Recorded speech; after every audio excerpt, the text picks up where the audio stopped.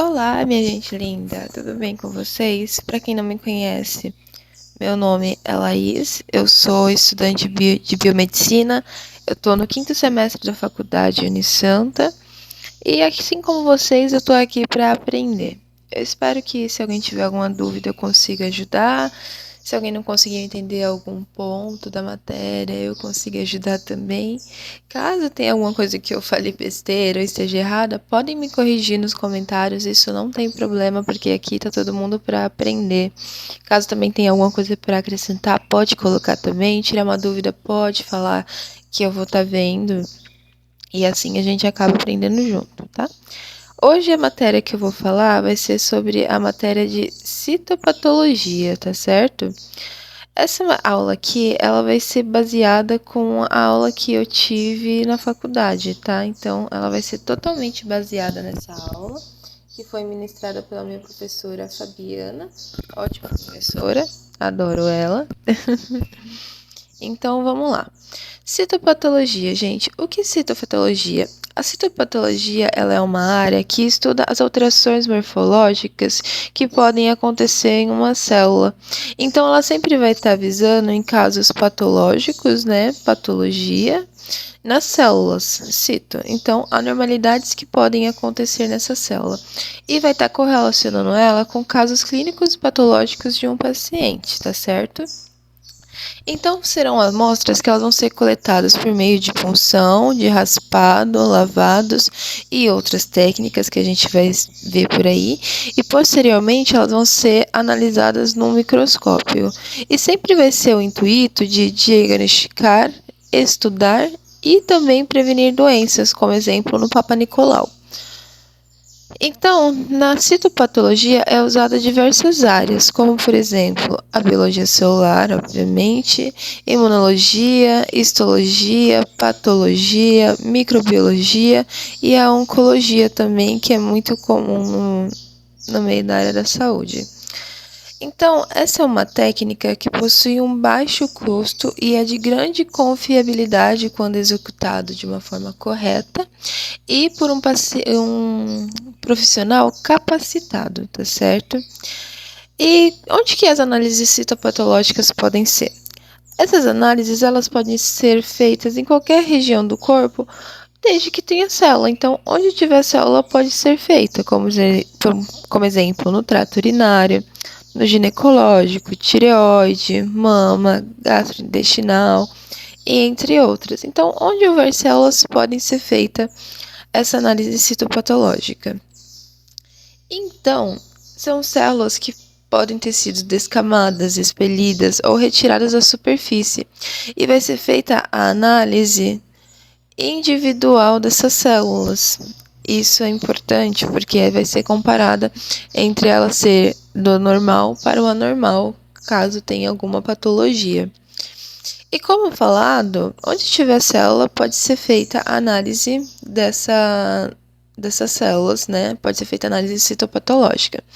Então, por ter essa diversidade, por ter de diversas partes do corpo, cada região ela vai ter características diferentes, organizações e composições diferentes.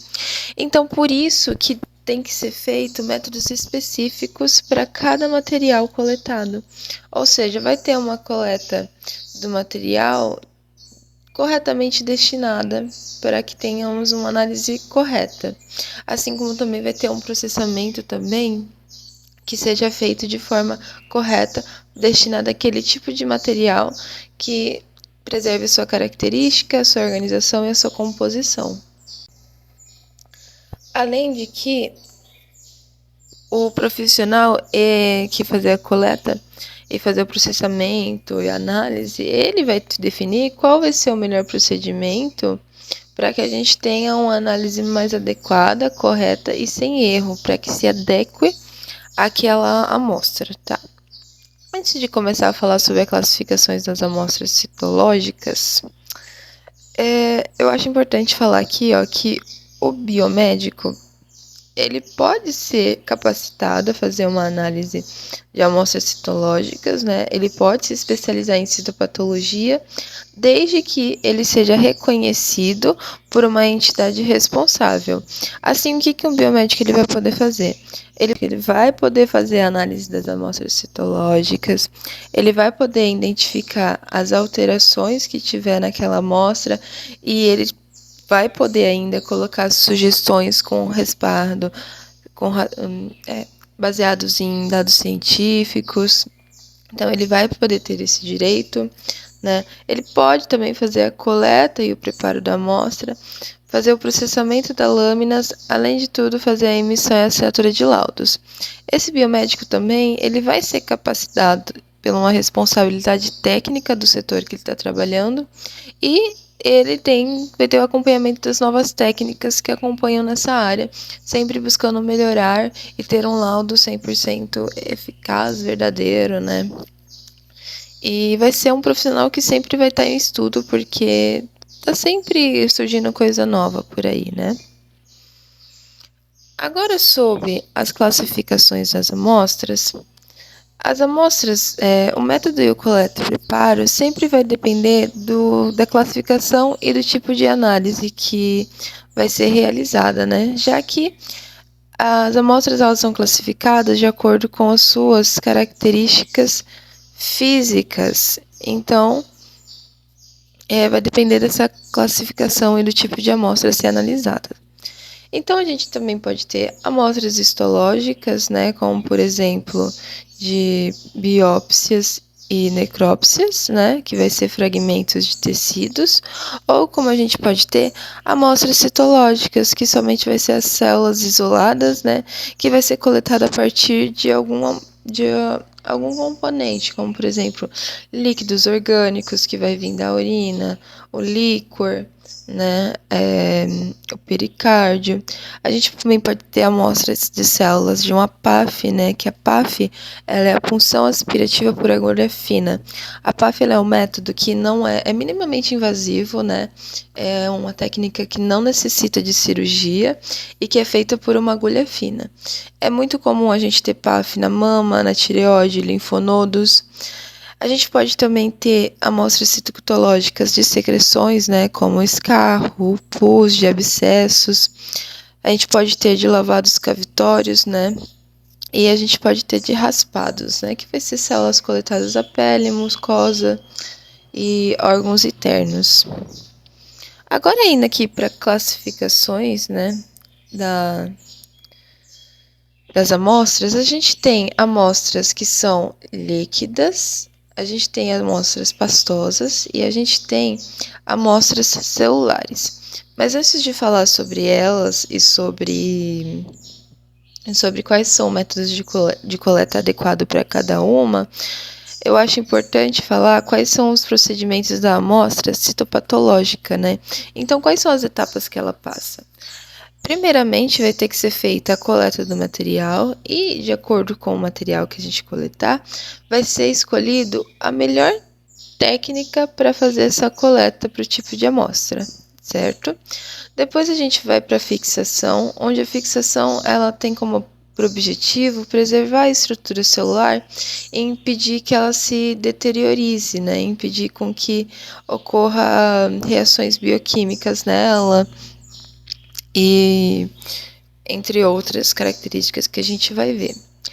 Além de que também a gente depois é importante passar pelo processamento, onde vai separar as células do material coletado, ou seja, se for uma amostra de urina, a gente vai ter que saber fazer a separação das células para o restante do material, né, para sobreposição daquele material.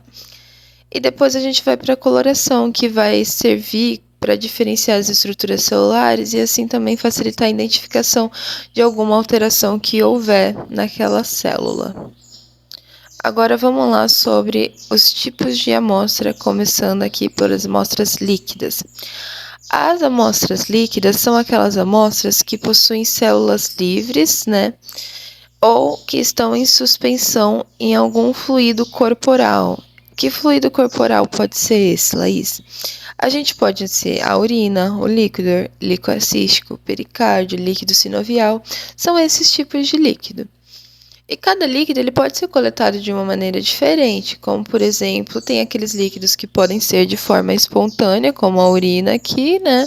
A urina ela pode ser coletada de forma espontânea, como também a gente pode ter o líquido sinovial, que vai ser por escovação. A gente pode ter esses métodos mais simples. Também pode ser feita a análise por punção, pode ser feita a coleta de alguns amostras líquidas que seja necessário fazer uma punção. E quais são essas amostras que podem ser necessárias fazer uma punção, né, para a coleta do material? A gente pode ter a coleta da punção do líquor, né, que é um líquido que está presente no nosso sistema nervoso central, né, que vai ser a coleta do líquido cefalorraquidiano, né, o LCR, que circula no nosso cérebro e na medula espinhal. E é importante fazer a coleta desse líquido para caso esteja acontecendo algumas infecções no sistema nervoso central, como a meningite, a esclerose múltipla ou alguma hemorragia subaracnoide. Então, como é que é feito o procedimento? O paciente ele vai ficar deitado de lado, ele fica sentadinho com a coluna curvada. Ali um profissional, né, um médico, ele vai inserir uma agulha na região lombar da coluna vertebral e assim ele vai aspirar o líquido. Assim, esse líquido ele vai ser enviado posteriormente para um laboratório para ser feita análise. E outra forma também é da medula óssea, né? Então, é a coleta de células sanguíneas na medula óssea, que vai servir, em muitos casos, para diagnosticar leucemias, né? Leucemias. E como que é feito também a coleta desse material? Também o paciente ele vai receber uma anestesia local e assim uma agulha ela pode ser inserida tanto no osso da pelve quanto no externo. E assim o material ele vai ser aspirado para verificar as células do sangue e ver se elas não têm alguma anormalidade e ver se elas não estão com alguma patologia, né? A gente também tem a broncoscopia, né? A broncoscopia ela vai servir para analisar amostras pulmonares, né? Buscando sempre diagnosticar pneumonias, tuberculose, aspergilose ou neoplasias pulmonares que podem estar ocasionando nessa região. A broncoscopia, ela é uma técnica onde vai ter um tubo fino, né, que vai ser introduzido ou na boca ou no nariz, e assim vai ser feito um lavado brônquico, né, durante a broncoscopia para coletar secreções pulmonares. Então, que lavado brônquico? Vai ser injetado um soro fisiológico, né, para lavar os pulmões e fazer a coleta. Isso aqui também é um lavado, né, broncoscopia. E aqui a gente já vai falar sobre o lavado, né? O que é o lavado? O lavado, ele é uma técnica onde um líquido estéreo, ele vai ser injetado em algum órgão ou em alguma cavidade pulmonar, né, com assim podendo capturar células e secreções que estejam naquele lugar. Então, como eu disse, a gente tem um lavado broncoalveolar, a gente tem um lavado peritoneal, né, que é do líquido do abdômen, lavado vesical, né, que são das células da bexiga. Então, a gente vai ter um catéter, né, ou um tubo que vai ser inserido na cavidade corporal, vai ser injetado uma solução salina, que muitas vezes é um soro fisiológico, né, para lavar o local, e depois esse líquido ele vai ser recuperado, onde vai ter algumas células para análise. Ele é muito útil para diagnosticar câncer, né, nas análises pulmonares ou vesicais, né, da bexiga, e também detectar infecções que pode estar ocorrendo ali no peritônio, né? E geralmente os lavados eles vão apresentar poucas células, ou seja, eles vão ter uma baixa densidade de células. As amostras pastosas elas vão ser aquelas que elas vão estar entre o meio, né? Elas vão ser intermediárias, elas não são líquidas, mas elas também não são sólidas, elas estão ali no meio termo. Geralmente elas vão ter uma alta concentração de célula, né? Ou vai ser uma substância viscosa, e ela tem uma aparência espessa, viscosa, né? aquela coisa meio amoeba, né? Pra ser sincera. E elas vão sempre costumar vir de secreções, infecções ou processos inflamatórios que possam estar ocorrendo ali. E como eu disse, vão ser amostras celulares sempre alta concentração de células. Então, qual é o método mais adequado para a coleta? A gente tem a expectoração, né? A expectoração, ela é bem comum quando se refere de muco e catarro, que vai ser eliminado pelo trato respiratório. Então, na expectoração, a gente vai ter o esputo, né? O esputo, ela vai ser uma amostra coletada para investigar as doenças pulmonares, como exemplo, tuberculose, pneumonia ou então alguma infecção fúngica que possa estar ocorrendo naquele trato respiratório, né? Então, como é que acontece? Como é que é feita essa coleta? No esputo, o paciente ele é orientado para ter uma tosse profundamente. Assim, ele vai poder expelir essa secreção pulmonar. E essa secreção pulmonar, que é o esputo. Essa secreção pulmonar que ele tosse profundamente é o conhecido esputo. Então, essa amostra coletada, ela vai poder ser processada e analisada posteriormente. Então, ela vai poder ser classificada como pastosa, né, dependendo da quantidade e de muco de células presente na amostra. Assim, ela pode ser um pouco mais espessa. Então, se for uma amostra muito densa e purulenta, ela vai ser um indicativo de infecção. Isso é importante se dizer, né? Já em amostras também pastosas, a gente também pode ter a punção, né? Então, esse vai ser um método utilizado para coletar aqueles líquidos que eles se tornam um pouco mais espesso e viscoso, né? Então, vamos supor que tenha algum derrame pleural, né, em torno do pulmão, e esse líquido que está ali, ele está muito espesso e muito viscoso, então vai ser necessário fazer uma punção, né? Então, a punção, ela vai ser aquela PAF, né? A gente vai ter uma agulha ali, onde vai ter aquele líquido acumulado e vai ser aspirado aquele fluido e posteriormente levado para uma análise laboratorial. Mas, caso o líquido ele for muito espesso e houver uma grande necessidade de uma drenagem, vamos supor, né, tiver uma grande quantidade de pus, vai ser necessário fazer uma drenagem, né, nesse abscesso, né, se ele for grande ou difícil de aspirar pela punção.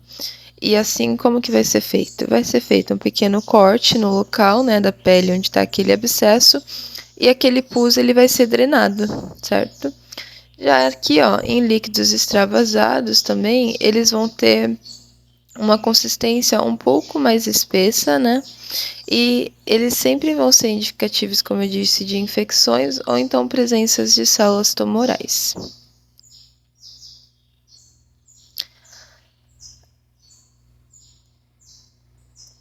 Agora aqui, ó, sobre as amostras celulares.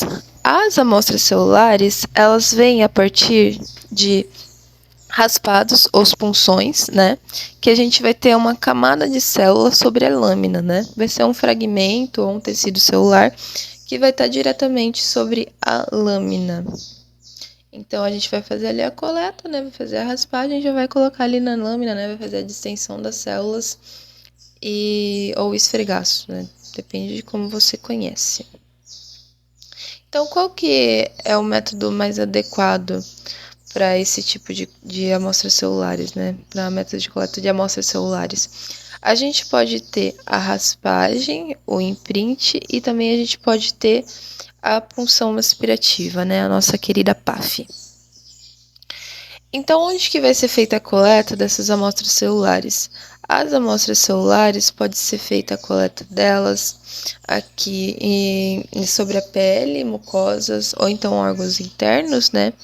A raspagem ela é bem comum no Papa Nicolau. Então, o método de coleta pela raspagem, né, das células, são aquelas células que elas vão estar na superfície do tecido ou em alguma mucosa e que seja possível fazer a coleta com a ajuda de alguma ferramenta, né? Que ferramentas são essas? A gente tem o nosso suave, a gente pode fazer por escovas ou então a gente pode fazer com uma espátula como a de Aire. A espátula de Aire, ela é uma espátula, pode ser de madeira ou de plástico, onde ela vai ter uma extremidade alongada e na sua outra ponta ela tem o formato de uma pá, né, que vai permitir fazer a coleta, né, do cervix uterino. Bem comum aqui, ó, como eu disse, no Papa Nicolau.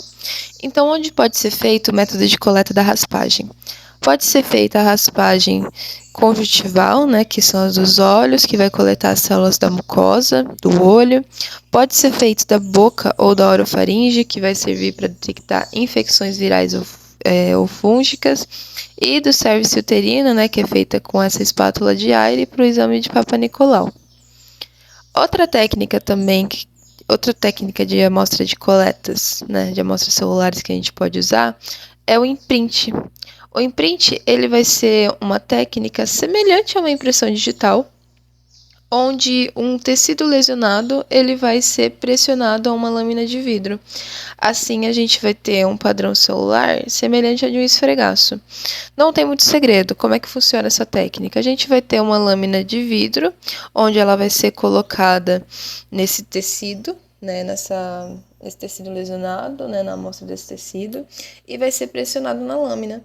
Então, as células da superfície que estão naquele tecido ali, ele vai criar uma forma de padrão celular, como eu disse, semelhante ao esfregaço. Depois ela vai ser processada e fixada e corada, né? Assim que funciona o método de imprint. Onde pode ser usado? Em lesões cutâneas e biópsias. Já a punção aspirativa, que é a nossa querida PAF, né? A nossa punção aspirativa por agulha fina, como eu disse anteriormente, ela é um método minimamente invasivo de coleta de células, né, que é feito por uma agulha fina, sem a necessidade de ter uma cirurgia. Então, onde que é aplicado? Pode ser aplicado em diversos tecidos, como, por exemplo, se uma paciente ela tiver um nódulo na mama, pode ser indicado uma PAF para fazer a coleta daquelas células e ver se elas não têm alguma alteração morfológica. Pode ser feito também nódulos da tireoide e linfonodos que podem ter sido identificados por meio de uma ultrassom, por exemplo, né? Então vai ser indicado fazer uma coleta por PAF, né?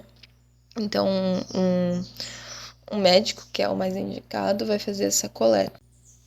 Agora que a gente já viu aqui, a gente já viu, né, quais são os tipos de amostras, né, quais são as suas características e quais são os métodos de coleta indicado para cada uma delas. Como a líquidas, a gente já viu que é a punção e o lavado, pastosas, expectoração e punção, também podemos ter a drenagem, amostras celulares, raspagem, imprint e a punção aspirativa. Agora a gente vai ver como que é a fixação dessas amostras. Então, para que serve a fixação das amostras? A fixação das amostras, ela serve justamente para preservar, né, aquelas células da decomposição e para que não ocorra alterações indesejadas nas estruturas, né, mantendo ali a arquitetura daquela célula. Além de que também ela vai impedir que ocorra reações bioquímicas, né? E também vai aumentar a resistência mecânica daquele tecido, né? E tudo isso vai ser por meio de processos químicos, certo? E o tipo de fixação, ele vai depender do material e do corante que vai ser utilizado. Então, dependendo do corante que você utilizar e dependendo também do tipo da amostra, né, do material que foi coletado, vai ter métodos de fixações diferentes, como, por exemplo, pode ser feita a fixação com formol, com álcool etílico, né, com fixadores spray, que é muito comum, né, que eles impedem a degradação imediatamente. E tá, então, para que serve a fixação, né? Qual que é as funções da fixação? A fixação ela tem como objetivo também inibir a autólise, né? Impede que as células elas se desfaçam por ações de enzimas internas. Ela inibe o crescimento de bactérias, então ela vai matar micro-organismos que poderiam alterar a amostra. Ela vai prevenir que aquelas células elas não se decomponham, né? Elas estejam preservadas, assim, vai manter a citoarquitetura e a outras estruturas dessas células para posterior análise. Ela também vai preservar moléculas intactas para a imunohistoquímica, né, que tenham marcações com anticorpos. A lente também vai facilitar a aderência dessa amostra na lâmina e também vai proporcionar condições ideais para visualizar essas células ao microscópio depois. Então, como é que é feito o processamento das amostras, né? A gente pode ter o processamento das amostras por distensão ou também esfregaço, que também é chamado, né? Que é onde a gente vai ter o espalhamento dessas células que foram coletadas numa lâmina de vidro para fazer a análise. Então, a gente vai ter uma lâmina de vidro onde vai ser colocada essa amostra e ela vai ser espalhada sobre essa lâmina. O ideal vai sempre ser ter uma fina camada de células, né, para a gente poder diferenciar elas e elas estarem bem espalhadas, né, e poder ser feita uma análise correta. E caso ocorra, pode ter espessuras excessivas, né? A gente pode ter, às vezes, um esfregaço muito espesso. E com isso, o problema de esfregaços espessos é que eles vão gerar artefatos, porque a gente vai ter células sobrepostas, né? Ou então também elas podem hipercorar, né? Elas podem receber muito corantes das células pela questão de ter muitas células juntas assim, dificultando a análise e não podendo fazer uma comparação entre as células e ver se há alterações sobre elas, né? E como é que é o processamento também de amostras pastosas e líquidas, né? Antes de ser colocada numa lâmina para identificar no microscópio. As amostras pastosas, antes de ser processadas em umas lâminas, elas têm que ser coletadas em uma placa de Petri. Então, a gente vai ter uma placa de Petri que tem um fundo escuro. Então, nessa placa de Petri, a gente vai selecionar quais são aquelas áreas que são sanguinolentas e aquelas áreas que possuem mais células. Essas áreas que vão ser levadas, né, coletadas e levadas no microscópio, numa lâmina, né, para poder fazer a distensão das células sobre a lâmina e depois serem coradas, né. E essa distensão, ela vai ser fixada imediatamente com etanol 95, certo? Já no caso de amostras líquidas, né, como líquidos de urina, lavados e outros, eles já podem ser pré-fixados com etanol 50% e eles podem ser conservados a 4 graus, caso a amostra ela não seja analisada imediatamente. Elas podem ser pré-fixadas e já analisadas, caso não seja possível, deve ser conservadas a 4 graus. Então, vai depender do tipo de células e das amostras, certo? Então, vamos supor que a gente tem uma amostra que ela seja muito hipercelular, ou seja, elas possuem muitas células ali. Então, a gente vai ter que levar ela para centrifugação comum, né? Onde o líquido ele vai ser girado em alta velocidade e as células elas vão se acumular no fundo do frasco, enquanto o sobrenadante que vai sobrar aqui, né, a sobreposição, ela vai ser jogada fora. A gente só vai coletar ali o fundinho e vai fazer a distensão dela na lâmina e depois vai fazer a sua coloração para análise no microscópio. A gente também pode ter amostras que são hiposcelulares, ou seja, elas possuem uma baixa densidade de células, né? Elas possuem muitas poucas células. Nesse caso, vai ser necessário fazer uma citocentrifugação. A citocentrifugação, ela é um aparelhinho pequenininho, né? A gente tem que vai ser dividido entre o lugar para você colocar a amostra, a gente vai ter papel absorvente e a gente vai ter a lâmina e um encaixezinho para fechar, que vai ser levado para um aparelho próprio da citocentrifugação e vai ser feita a centrifugação dessa amostra, onde essa amostra ela vai concentrar as células em uma pequena área da lâmina com um diâmetro de 5 milímetros. Então, para esse tipo de amostra, são necessárias só, 50 mil células já é o ideal para fazer a análise, né? Então, é utilizado a citocentrifugação, certo? Então, lembrando, citocentrifugação ela vai ser usada quando a gente tiver amostras com densidade celular baixa.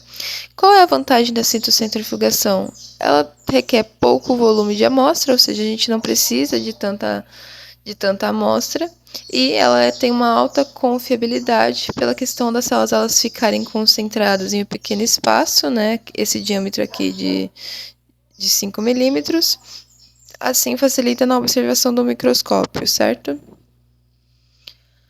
Agora indo para a parte de coloração, né? A coloração, ela é um processo ideal também, muito importante nas análises citopatológicas, pois são elas que vai permitir diferenciar as células normais das anormais e identificar estruturas celulares dessa célula, né? Então, a escolha do corante, ele vai depender de diversos fatores, como, por exemplo, características tintoriais, né? Se aquele corante ele vai se ligar mais ao núcleo ou ao citoplasma, né? Que tem características básicas ou ácidas. Como foi feito o processamento dessa amostra, né? Foi feito um esfregaço correto, a gente tem uma camada fina naquela amostra, a gente não tem uma camada espessa onde a gente vai ter células hipercuradas. E também qual é o tipo de fixação. Tem fixações que precisam ser combinadas para depois da coloração, certo? Então, tem que se ter cuidado, né, ao fazer a coloração, para que a gente evite artefatos e assim a gente dificulta a análise. E algumas colorações da histológicas, né, da histologia, elas também podem ser empregadas na citologia. Agora vamos aqui sobre algumas propriedades tintoriais, né, e as afinidades do corante. A gente pode ter propriedades basófilicas, cianófilicas e eosinófilas. O que vão ser? Basófilicas vai ser aquelas estruturas celulares que elas vão ter afinidade por corantes básicos.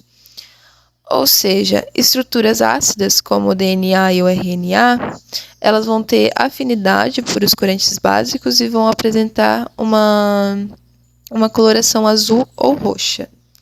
Já a eosinófilas aqui, ó, ela vai ser aquelas estruturas básicas que vai ter afinidade por corantes ácidos. Assim, elas vão ter uma coloração rosa, alaranjada, isso vai depender, certo? E também a gente vai ter as sinófilas. As cianófilas, elas vão ser aquelas estruturas que vai ter afinidade pelo corante azul. Como exemplo, no citoplasma de algumas células, a gente tem a evidenciação desse corante, né? Corantes cianófilos.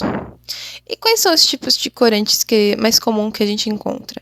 A gente vai ter a hematoxilina de Harris, né? A hematoxilina de Harris, ela é um corante básico, ou seja, as estruturas ácidas vão ter afinidade por elas, e ela vai se apresentar em uma coloração azul ou roxa, né? Isso vai depender do pH do corante, e ela vai evidenciar estruturas como o núcleo celular. Já a Orange Z, né, que é a Orange C, ela vai ser um corante ácido, né, que vai evidenciar componentes básicos no citoplasma. Pode apresentar uma coloração laranja a vermelho, isso vai depender também, que vai evidenciar estruturas do citoplasma das células maduras, né, e também queratina se houver naquela amostra. Já a eosina, ela é um corante ácido que vai ter afinidade por estruturas básicas, né? Então, grânulos osifílicos, né, que são estruturas do citoplasma, que vão conter enzimas da proteína, então vai ter essa afinidade. Ela pode apresentar uma coloração rosada ou laranja, né? Então, as diferenças do tipo de eosina, ela vai estar na proporção, né, utilizada daquele corante, que vai resultar na variação da tonalidade e no contraste celulares. Então, a eosina, ela vai identificar estruturas como células epiteliais, fibroblastos e eosinófilos. Já aqui no método do Papa Nicolau, que é um método muito comum, que a gente falou bastante aqui durante esse vídeo, o método do Papa Nicolau, ele é o conjunto de corantes, né? Então, ele vai usar um conjunto de corantes para evidenciar variações morfológicas que possa estar ocorrendo naquela amostra, né? Naquelas células, e também diferenciar os graus de maturidade e atividade metabólica que esteja ocorrendo. Por causa dessa junção de corantes, vai ser possível fazer essa diferenciação de graus. Então, como é que é o método? A gente vai ter a hematoxilina, né, que é um corante básico que vai colorir o núcleo, né, que tem hematoxilina, tem afinidade por estruturas ácidas. A gente vai ter a Orange Z, né, que é um corante ácido que vai colorir aquelas células querenatizadas como células superficiais da superfície, né, células do epitélio. Células superficiais da pele, né? E a gente também vai ter a eosina, né, que é um corante policromático, e ele vai poder nos ajudar a diferenciar o citoplasma do núcleo, né, e assim podendo diferenciar os tipos celulares presentes naquela amostra. O método do Papa Nicolau é muito comum em diversas análises, por ter essa diversificação aqui. Bom, é isso, gente, né? Bem pouquinha coisa, já acabou tudo que eu tinha que falar. Espero que vocês tenham gostado. E se eu falei alguma coisa errada, podem me corrigir nos comentários. Se tiverem alguma dúvida, podem entrar em contato comigo também, certo? E lembrando que isso aqui é uma aula baseada numa aula que eu tive na faculdade, ministrada pela minha professora Fabiana. E é isso.